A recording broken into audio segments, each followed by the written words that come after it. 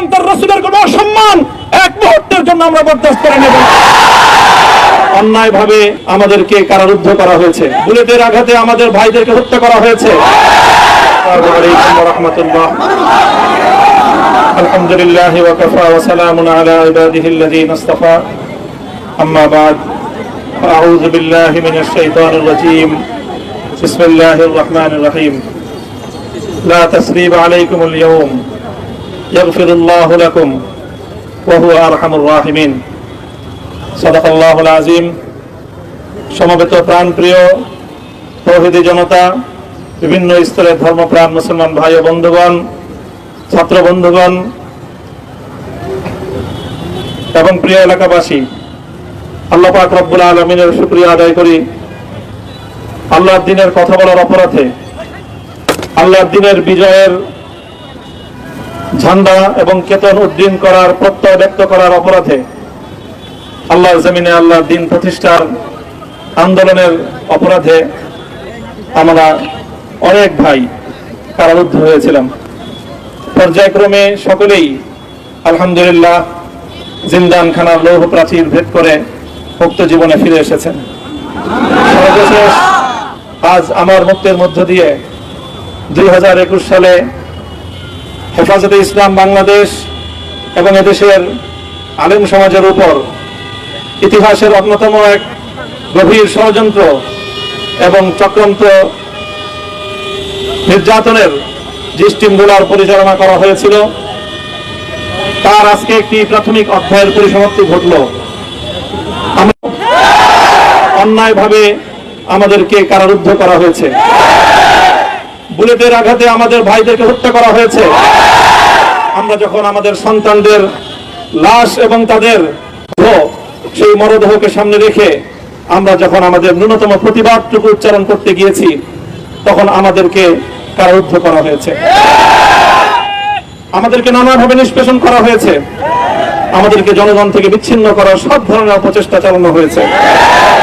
আমি আজ এই মুহূর্তে আমার এই মুক্তি উপলক্ষে আমি বলতে চাই, আমাদের উপর জুলুম করা হয়েছে, এটাকে আমরা সহ্য করে নিলাম।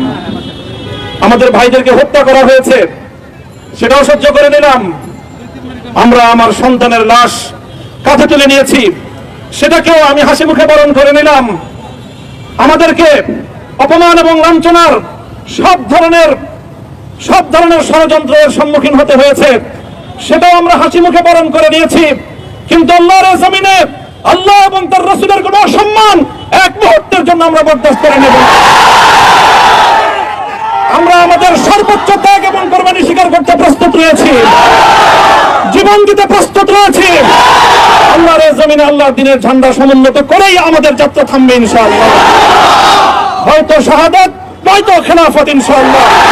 আল্লাহর জমিনে খেলাফত প্রতিষ্ঠার যে আওয়াজ আজ পৃথিবীর দিকে দিকে উচ্চারিত হচ্ছে, সে আওয়াজ বাংলার জমিনে খেলাফতের এই আন্দোলনকে চূড়ান্ত গন্তব্যে পৌঁছাবে ইনশাআল্লাহ।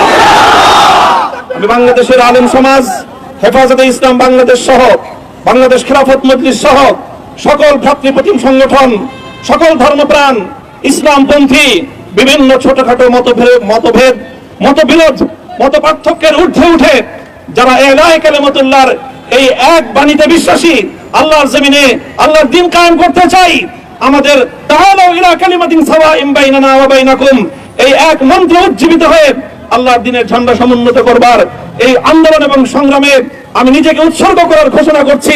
এবং আমার সকল ভাইদেরকে, আমি সকল উলামায়ে কেরামকে এবং ধর্মপ্রাণ মুসলমানদেরকে, ইসলামী নেতৃত্বকে ঐক্যবদ্ধভাবে এই সংগ্রামের ঝান্ডা সমুন্নত করবার, ধারণ করবার আহ্বান জানাচ্ছি। এবং আপনাদের সকলকে আবার শুকরিয়া জ্ঞাপন করছি যে আজকে আপনারা এভাবে আমাকে উৎসাহিত করেছেন, উজ্জীবিত করেছেন। আল্লাহ পাক আপনাদের সকলকে উত্তম বিনিময় দান করুন। প্রিয় ভাইরা,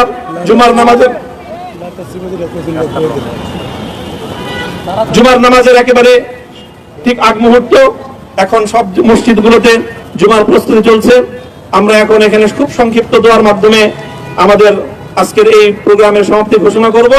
এরপরে ইনশাআল্লাহ প্রত্যেকে সুশৃঙ্খল ভাবে যার যার জায়গা মতো বা আশেপাশের মসজিদগুলোতে গিয়ে আপনারা জুমার নামাজ আদায় করবেন। আমি আবারও বলছি, আমি আমার আলোচনার শুরুতে কোরআনে পাকের সেই আয়াতটুকু তেলাওয়াত করেছিলাম, হযরত ইউসুফ আলাইহিস সালাতু ওয়াস সালাম কারামুক্তি এবং প্রকৃত যারা অন্যায়কারী ছিল সেই অন্যায়কারীদের স্বরূপ ওনার সামনে উন্মোচিত হয়ে যাওয়ার পর, জাতির সামনে তাদের স্বরূপ উন্মোচিত হয়ে যাওয়ার পর তিনি যে কথা বলেছিলেন, আমিও নবী ইউসুফ আলাইহিস সালাতু ওয়াস সালামের অনুসারী হিসেবে তার সুরে সুর মিলিয়ে কণ্ঠে কণ্ঠ মিলিয়ে এই কথাই বলতে চাই, লা তাসরিবা আলাইকুমুল ইয়াউম, ব্যক্তিগত আক্রোশের প্রতিশোধ আমরা কারো কাছ থেকে গ্রহণ করব না। সকলকে আহ্বান জানাই, মাদ্রাসা, স্কুল, কলেজ, ভার্সিটি কোন শিক্ষা ব্যবস্থার ছাত্রদের মধ্যে বিভেদ করার নীতিতে মামুনুল হক বিশ্বাস করে না। আসো, স্কুলের ছাত্র আসো, আমার মাদ্রাসার ছাত্র পাশে দাঁড়াও, কলেজ থেকে আসো, ভার্সিটি থেকে আসো, তোমরা হাতে হাত মেলাও, ইনশাআল্লাহ দেশের স্বাধীনতা অক্ষুণ্ণ থাকবে। এদেশের ইসলাম এবং হাজার বছরের যে সাধনা সংগ্রাম, সেই সংগ্রাম বিজয়ী হবে ইনশাআল্লাহ। এই জনপদ ইসলাম এবং মুসলমানদের জন্য হাজার বছর ধরে এখানে কালেমার ঝান্ডা সমুন্নত করবার জন্য আমাদের পূর্বপুরুষরা যে সংগ্রাম করে গেছেন, সেই সংগ্রামকেই আমাদের কাঙ্ক্ষিত গন্তব্যে পৌঁছানোর জন্যই আমরণ এক সাধনা আত্মনিয়োগ করতে হবে। ربنا آتنا في الدنيا حسنة وفي الآخرة حسنة وقنا عذاب النار وقنا من خزي الدنيا وعذاب الآخرة يا الله ইখলাসের সাথে শুধুমাত্র আপনার সন্তুষ্টির উদ্দেশ্যে আপনার দ্বীনের ঝান্ডা সমুন্নত করবার জন্য হে আল্লাহ আমাদের বুকে আপনি সাহস দিন, হে আল্লাহ সাহস দিন, হিম্মত দান করুন। আল্লাহ আপনার নুসরতকে, আপনার সাহায্যকে আমাদের শামিলে হাল করে দিন। হে আল্লাহ আপনি আমাদেরকে সাহায্য করুন। আমরা সংখ্যায় কম, শক্তিতে দুর্বল, হে আল্লাহ সর্বদিক থেকে আমরা অপ্রতুল, কিন্তু আপনার সাহায্যের সাথে থাকলে আল্লাহ পৃথিবীর কোন শক্তি আমাদেরকে রুদ্ধ করতে পারবে না, পরাস্ত করতে পারবে না। হে আল্লাহ আমরা আপনার সাহায্য চাই। হে আল্লাহ জালিমের জিন্দান খানাগুলোতে সারা বিশ্ব জুড়ে অসংখ্য মুজাহিদিন, অসংখ্য মুসলিম সংগ্রামী তারা দিনের পর দিন, মাসের পর মাস, বছরের পর বছর মানবেতর মজলুমিয়াতের জীবন যাপন করছে। যে আল্লাহ সকল মজলুমদেরকে আপনি মুক্তির ব্যবস্থা করে দিন। যে আল্লাহ তাদের মুক্তির জন্য যথাসাধ্য ভূমিকা পালন করার তৌফিক আমাদেরকে, পুরা উম্মাহকে আল্লাহ আপনি দান করুন। সাল্লাল্লাহু তাআলা আলা খায়রি খালকিহি মুহাম্মদ ওয়া আলা আলিহি ওয়া আসহাবিহি আজমাইন। হে আল্লাহ হেফাজতে ইসলামের সংগ্রামে হাটহাজারীর আমার যে ছাত্র, যে সন্তানগুলো শাহাদাত বরণ করেছিল, ব্রাহ্মণবাড়িয়ায় আমাদের যে সকল ভাইয়েরা, সন্তানেরা শাহাদাত বরণ করেছিল, শাপলা চত্বরে আমার যে সকল ভাইদের রক্তে ঢাকার রাজপথ রঞ্জিত হয়েছিল, হে আল্লাহ এই শাহাদাত গুলোকে তুমি কবুল করো। হে আল্লাহ এই রক্তের বিনিময়ে এই জমিনকে তুমি তোমার দ্বীনের ঝান্ডা সমুন্নত করবার জন্য তুমি কবুল করো। আসসালামু আলাইকুম ওয়া রাহমাতুল্লাহ। আলহামদুলিল্লাহ الحمد لله نحمده ونستعينه ونستغفره ونؤمن به ونتوكل عليه ونشهد أن لا إله إلا الله وحده لا شريك له ونشهد أن سيدنا ومولانا محمدا عبده ورسوله صلى الله تعالى عليه وعلى آله وأصحابه وبارك وسلم.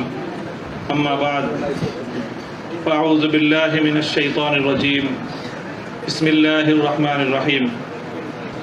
وإذ قال إبراهيم رب اجعل هذا البلد آمنا واجنبني وبني أن نعبد الأصنام. صدق الله العظيم.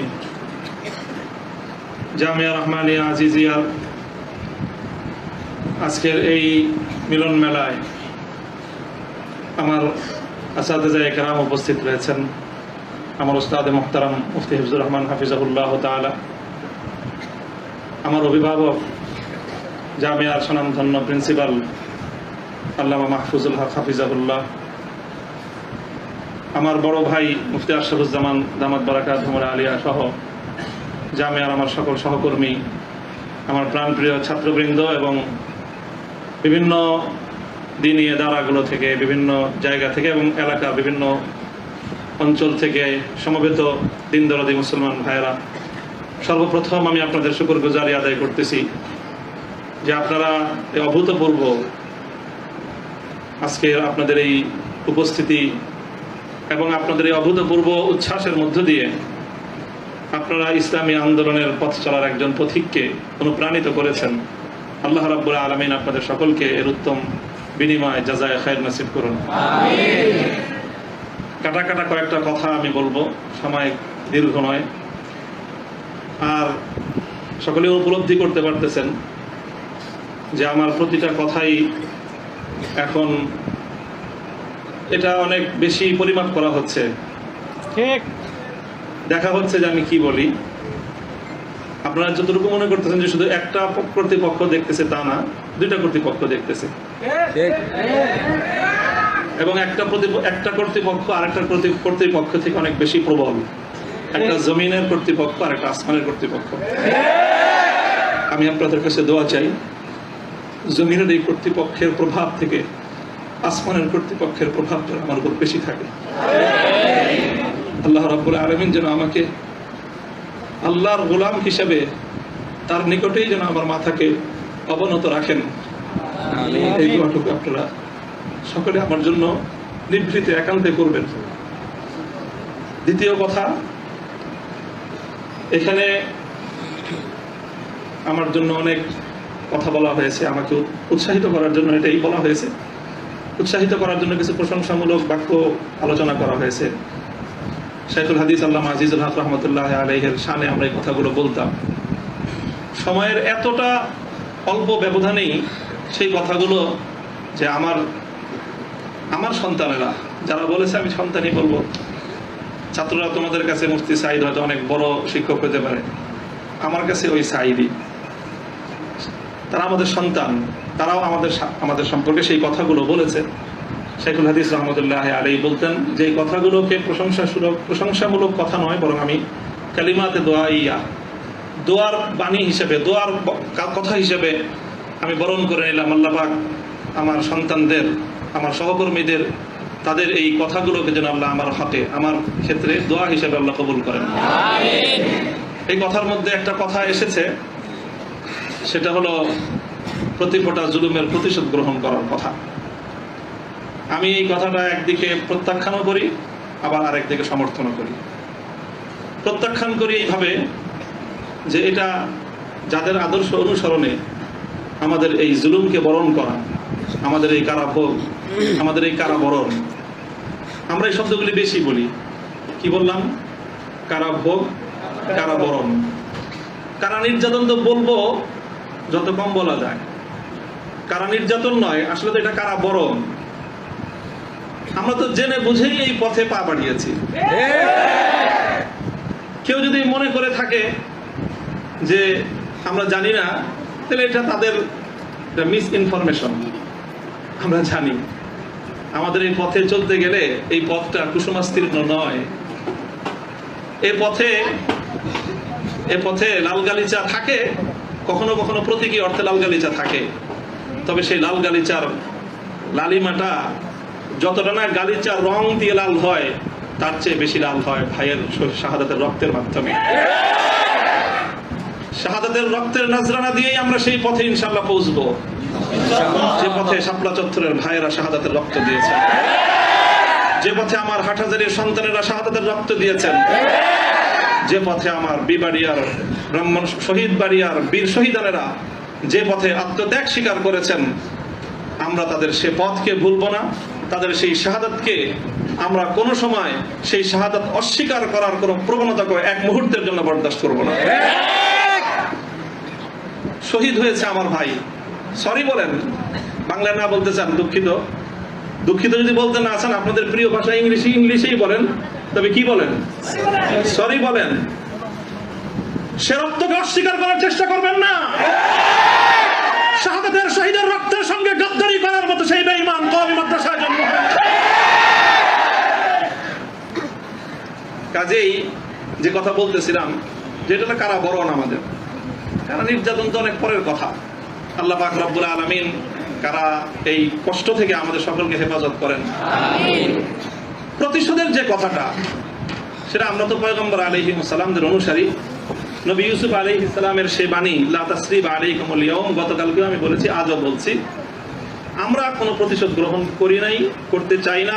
করার প্রবণতা কখনো যদি আমাদের মন থেকে উদ্গত হয়, সেটা হলো ইন্নামা যালিকা মিন্নী ওয়া মিনাশ শাইতান। শয়তানের প্ররোচনায় কখনো হয়তো আমরা ব্যক্তিগত আক্রোশে প্রতিশোধের কথা বলে থাকতে পারি, কিন্তু আমরা প্রতিশোধ পরায়ণ নই, এটা মূল কথা। এই হিসাবে আমি প্রতিশোধের এই শব্দকে প্রত্যাখ্যান করলাম। তবে অন্য আরেক অর্থে আমি প্রতিশোধের শব্দকে সমর্থন করছি। শুধু সমর্থন নয়, বরং আমি আমার পুনর্ব্যক্ত করছি যে আমরা প্রতিশোধ নিব। আমাদের সেই প্রতিশোধ হবে সেই প্রতিশোধ যেই প্রতিশোধ হিজরতের আগ পর্যন্ত 12 বছরের জুলুম এবং নির্যাতনের প্রতিশোধ মক্কা বিজয়ের মাধ্যমে আল্লাহ নবী গ্রহণ করেছিলেন। আল্লাহ নবী মক্কা বিজয়ের পরে সেই সকল অপরাধীদেরকে ক্ষমা করার মধ্য দিয়ে সেই জমিনে আল্লাহর দিনের ঝান্ডা সমুন্নত করার মধ্য দিয়ে মধুর প্রতিশোধ নিয়েছিলেন। আমি আবার বলছি, এদেশে ভাড়াটিয়া থাকবো না, ভাড়াটিয়া হিসেবে থাকবো না। এই জমিনের মালিকানা সূত্রে এদেশে বসবাস করি। এই জমিনকে আল্লাহর জন্য মুক্ত করেই ছাড়বো ইনশাআল্লাহ। আল্লাহর দিনের বিজয়, সেটাই হবে আমাদের পরম প্রতিশোধ। এবং আমাদের যারা আমাদেরকে শত্রু ভেবে আমাদেরকে নিঃশেষ করার চেষ্টা করেছে, অপমান করার চেষ্টা করেছে, আমরা তাদেরকে সম্মানিত করে প্রতিশোধ দেব। আমরা তাদেরকে আদর্শের সোনালী পথে বরণ করে নেওয়ার মধ্য দিয়েই আমরা ইনশাআল্লাহ আমাদের আদর্শের বিজয়ের প্রতিশোধ গ্রহণ করব। আল্লাহ রাব্বুল আলামিন আমাদেরকে সে তৌফিক দান করুন। আমিন। আরেকটা কথা বলা হয়েছে, অনেকের কথার মধ্যে আসছে যে ভবন, একটা ভবনের আলোচনা। এই ভবনটার গুরুত্ব একসময় আমার কাছেও খুব ছিল, 3 বছর আগেও খুব ছিল। যখন শুনলাম যে ভবনটা চলে যাচ্ছে, আমি তখন সর্বপ্রথম 2 রাকাত সালাতুল হাজাত করে দোয়া করেছিলাম যে আল্লাহ যেন খায়রের ফয়সালা করেন। আর এরপরে এখন আমার অনুভূতিটা হলো যে এরকম ভবন না থাকাই ভালো। না থাকা ভালো কেন? দস্তারে না দারে মে মা গমে পেয়েছে না দারে মা হেয়েছে না দারে গমে হেয়েছে না দারে। এইরকম ভবন টবন থাকলে এগুলোকে রক্ষা করার জন্য ডানে বামে অনেক কিছু তাকানোর প্রয়োজন হয়। ভবনও নাই, রক্ষা করার জন্য কার পায়ের নিচে তেল মারার দরকার। আজ এখানে মাদ্রাসা, কালকে ইনশাআল্লাহ শাইখুল হাদিসের সন্তান মাহফুজুল হক সাহেব যদি নদীর ওই পারে যে বসেন, ইনশাআল্লাহ ওই কেরানীগঞ্জের ওই একেবারে দূরের চরে বা কোন রুটের চর, কোন চরের মধ্যে এর চেয়ে বড় মাদ্রাসা হবে। প্রয়োজন নাই ভবনের, প্রয়োজন নাই মাদ্রাসার স্থাপন কোন সম্পত্তির। ওই পুরাতন যুগে ফিরে যেতে হবে আমাদের। স্থায়ীভাবে আমি এই কথা বলতেছি। এই বিশাল বিশাল আলিশান ইমারত সাজায়, আর সেই ইমারতের মধ্যে সুন্দর সুন্দর আরামদায়ক বিলাসী রুম সাজায়, সেখানে বিলাসী এলেম চর্চা। আমি এই কথাটা আমার কাছে খুব মনে পড়ছে, বিলাসী এলেম চর্চা। আজকে আমাদেরকে এই বিলাসী এলেম চর্চায় বেড়ে বসেছে। বিলাসী এলেম চর্চার পথ বাদ দিয়ে আমাদের আকাবের এবং আসলাফদের মতো সেই খেজুর গাছের তলায়, বট গাছের নিচে সালাদ চাটের উপর বসে আমাদেরকে তাআলা আল্লাহ তাআলা রাসূলের তালিম দেওয়ার সেই সবক গ্রহণ করতে হবে। তাহলে ইনশাআল্লাহ আমরা বাতিলের তাফতে তাউসকে উল্টে দিয়ে সেখানে আমরা কালেমার ঝান্ডা সমুন্নত করতে পারবো। মোল্লা মুহাম্মদ ওমর রাহিমাহুল্লাহ তাআলা, তিনি সারা পৃথিবীর সুপার পাওয়ারের সাথে টক্কর দিয়েছিলেন। আমাদের বাংলাদেশের মধ্যে কোনো গণভবন আর সংসদ ভবন, বঙ্গভবন কিছুই ছিল না। কান্দাহারের ছোট্ট একটা ঘরের মধ্যে ভাঙ্গা খাটের উপরে বসে টক্কর দিয়ে দিলেন তো সুপার পাওয়ারের সাথে। সারা দুনিয়া মনে করলো যে বেকুবের দল। 20 বছর পর আল্লাহ দেখা দিলেন তারাই বিজয়ী দল। তবে একটা দুঃখ আমার, আমি ওই এই গোটা প্রসঙ্গের সঙ্গে যারা যারা সম্পৃক্ত অধিকাংশই আমার সম্মানিত, অনেকে আমার মুহতারাম উস্তাদ, শুধু উস্তাদ না, অনেকে এমন আছেন যারা উস্তাদে মুকাব্বির, অর্থাৎ আমি আমার মতো করে শাইখুল হাদিস রহমতুল্লাহ আলাইহি আমাকে যাদের তত্ত্বাবধানে গড়ে তোলার চেষ্টা করেছেন, শুধু আমাকে না, আমার ভাইদেরকেও, মাহমুদ সাহেব হুজুর এবং আমি, আমরা 2 জন বিশেষ করে, ওনারাও অনেকে এখানে আছেন। কাজে তাদের প্রতি কোনো ধরনের অসম্মান হয়, অমর্যাদা হয়, সেই কথা আমি বলবো না। কখনো ভুলে বলে থাকলে সেটার জন্য আমি নিঃশর্ত ক্ষমা প্রার্থনা এখনো করছি, যে কোনো সময় করব, যে কোনো ভাবে করতে হয় করব। তবে একটা কথা, দুঃখের কথা, হৃদয়ে রক্তক্ষরণের একটা কথা, সেটা যদি আমার বাবার দ্বারা সেই ভুলটা হতো আমি বলতাম। সেই ভুলটা যদি এখন আমার অভিভাবক মাহফুজ সাহেব যদি সেই ভুল করেন সেটাও আমি বলবো। সেই ভুল যদি আমিও করি, আমাকেও যেন আল্লাহ পাক সেই ভুলটা অনুভূতি দান করেন। সেটা হলো যখন এদেশে মূর্তির বিষয় নিয়ে বিতর্ক তৈরি হলো, ভাস্কর্য নামে জাতীয় পর্যায়ে মূর্তি তৈরি হবে কি হবে না এই বিষয়ে যখন বিতর্ক, তখন আপনারা সেই বিতর্কের মঞ্চে ডিজিটাল ছবি তোলাটা কতটা বড় অপরাধ, কতটা বড় অন্যায়, কত বড় গুনাহ, সেই মাসলা নিয়ে আসলেন। দুঃখটা এই জায়গায়, আপনারা সেই মাসলা উত্থাপন করে তখন এই মূর্তি এবং ভাস্কর্যকে প্রকারান্তরে বৈধতা দেওয়ার চেষ্টা করেছেন। আপনারা বোঝানোর চেষ্টা করেছেন যে আজকের একটা ছাত্র ফেসবুকে তার ছবি আপলোড করা যতটুকু বড় অপরাধ, বাংলাদেশের স্বাধীনতার স্থপতি মরহুম বঙ্গবন্ধু শেখ মুজিবুর রহমান সাহেবের 60 ফুট লম্বা ভাস্কর্য নামক মূর্তি স্থাপন করা সমান অপরাধ। এটা বোঝানোর চেষ্টা করেছেন আপনারা। ব্যাপারটা কি এক? এটাই হলো দুঃখ যে এই কাজটা সামনে করেন না আপনারা। আপনারা যদি ভাস্কর্যের বিরোধিতা করতে ভয় পান, আমি আপনাকে দোষারোপ করব না। তবে ভাস্কর্য নামক এই সকল শিরকি সংস্কৃতির বিরুদ্ধে যারা কথা বলবে, তাদের প্রতিপক্ষ হয়ে মাঠে গিয়ে এই ধরনের বিতর্কিত মাসলা উত্থাপন করে জালিমের এবং যারা মূর্তি পূজারীদের দোষর, তাদের অবস্থানকে সংহত করবেন। আমি জানি না, যদি বুঝে করে থাকেন, গফরাল্লাহু লাকুম, আল্লাহ আপনাদেরকে মাফ করুন। আপনারা যদি বুঝে শুনে করে থাকেন, আখাফু আলাইকুমুশ শিরক, আখাফু আলাইকুমুশ শিরক, না বুঝে করে থাকেন, সেটাই আমার ধারণা যে আপনারা অনেক বড় বড় আলেম, রাজনৈতিক প্রজ্ঞা আপনাদের কিছুটা ঘাটতি থেকে থাকতে পারে এই ক্ষেত্রে অন্তত। কাজেই এই জায়গাটায় বিলম্বে হলে আপনারা কথা বলেন, বিলম্বে হলেও কথা বলেন, ইতিহাস আপনাদেরকে ক্ষমা করবে না। মনে রাখেন না যে আমরা হেফাজতে ইসলামের কিছু নওজওয়ান আলেম এবার যেটা করছে, সরকার একটা ভালো বুদ্ধির কাজ করছে। আগের বার থেকে, আগের অতীত থেকে তারা শিক্ষা নিছে। তো শাইখুল হাদিসের মতো, মুফতি আমিনী সাহেবদের মতো বৃদ্ধ মানুষদেরকে মানে তারা আটকায় জাতির কাছে তারা একটা বিশেষ মানে বড় ধরনের একটা মানে আসামির কাঠ করে দাঁড়ায় গেছিল। এবার তারা আমাদের মুরব্বীদেরকে কারো গায়ে স্পর্শ করে নাই। শুরুই করছে নামুল হক থেকে, যে এদের হাত পাগুলি সব ভাঙিয়ে দাও, তাইলে এই বুড়া মাথা যেগুলো আছে সেগুলো আর কি করবে, এই পলিসি নিছেন। তো কাজেই যেটা করেছেন সেটা হলো, আবারও বলছি, যে এই ধরনের যখন তাওহীদ এবং শিরকের লড়াই হয়ে দাঁড়াবে, ওয়াল্লাহ ভাস্কর্য বিরোধী আন্দোলন এটা তাওহীদ এবং শিরকের আন্দোলন, সব শিরকের সংঘাত ছিল।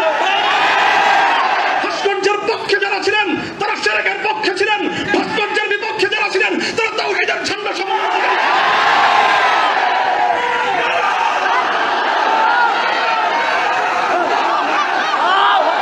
আপনারা শুনেন, আবারও বলছি, ভাস্কর্যের পক্ষ বিপক্ষের এই লড়াইকে একজন মরহুম মুসলিম নেতা, মরহুম বঙ্গবন্ধু শেখ মুজিবুর রহমান সাহেবের ব্যক্তিত্বকে মাঝখানে এনে বিষয়টাকে ভিন্ন রং দেওয়ার চেষ্টা করা হয়েছিল।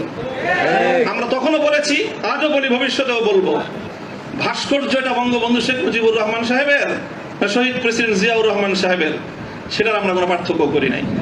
আমি এই কথাও বলেছি, ভাস্কর্য যদি স্বয়ং আমাদের মুসলিম জাতির পিতা খলিল ইব্রাহিম আলাইহিস সালামের হয়, তাহলে সেই ভাস্কর্যের সাথে কি আচরণ করতে হয় মুহাম্মদুর রাসূলুল্লাহ শিখিয়ে দিয়ে গেছেন। আল্লাহ রাসূল সাল্লাল্লাহু আলাইহি ওয়াসাল্লাম মক্কা বিজয়ের দিন বাইতুল্লাহ থেকে যেই মূর্তিগুলো বের করেছিলেন, যেই ভাস্কর্যগুলো বের করেছিলেন, তার মধ্যে তো একটা ছিল ইব্রাহিম আলাইহিস সালামের মূর্তি। কি বলেছিলেন? কাতালাহুমুল্লাহ, আল্লাহ পাক এই মক্কাবাসীদেরকে ধ্বংস করুক, তারা খলিল ইব্রাহিম আলাইহিস সালাতু ওয়াস সালামের মূর্তি তৈরি করেছে। আমাদের কথা আপনাদের পছন্দ হলো না, আমি বললাম যে ভাস্কর্য বানায়েন না, এটা বানালে বঙ্গবন্ধু যদি মুসলিম হয়ে মারা গিয়ে থাকেন কবরে তার শাস্তি হবে। তো আপনারা মনে করেন আমরা বঙ্গবন্ধুর বিরুদ্ধে বললাম, আসলে বলি নাই বিরুদ্ধে। তিনি যদি, আবারও বলছি, যদি আল্লাহ তাকে ইমানের সাথে খাতেমা দিয়ে থাকেন, আমি জানি না তার কি অবস্থায় মৃত্যু হয়েছে, সেটা কেউ বলতে পারবে না, তাহলে তার ভাস্কর্য, তার মূর্তি তৈরি করাটা এটা তার সঙ্গে চরম বিশ্বাসঘাতকতা। সর্বশেষ কথা হলো এই, খলিল ইব্রাহিম আলাইহিস সালাতু ওয়াস সালামকে যখন এই মূর্তি বিরোধী আন্দোলনের, মূর্তি বিরোধী কার্যক্রমের পরিণামে নমরুদ কি করেছিল? অগ্নিকুণ্ডে নিক্ষেপ করেছিল, এটা তো সবাই জানি আমরা। কিন্তু অগ্নিকুণ্ডে নিক্ষেপ করাটা এটা নমরুদের প্রধান শাস্তি ছিল না। নমরুদ ইব্রাহিম আলাইহিস সালাম থেকে যে প্রতিশোধটা গ্রহণ করেছিল সেটা কিন্তু প্রধান এটা ছিল না যে নাকি কি করেছে, আগুনে নিক্ষেপ করেছে। আরে খলিল ইব্রাহিমকে আগুনে নিক্ষেপ করে আর কি প্রতিশোধ নিবে? যে বেটা তার প্রাণাধিক প্রিয় সুপুত্রকে আল্লাহর জন্য হাসি মুখে কোরবানি করতে চায়, তার নিজের জীবনের দাম তার কাছে আর কতটুকু? তারে কি মারবে আর কি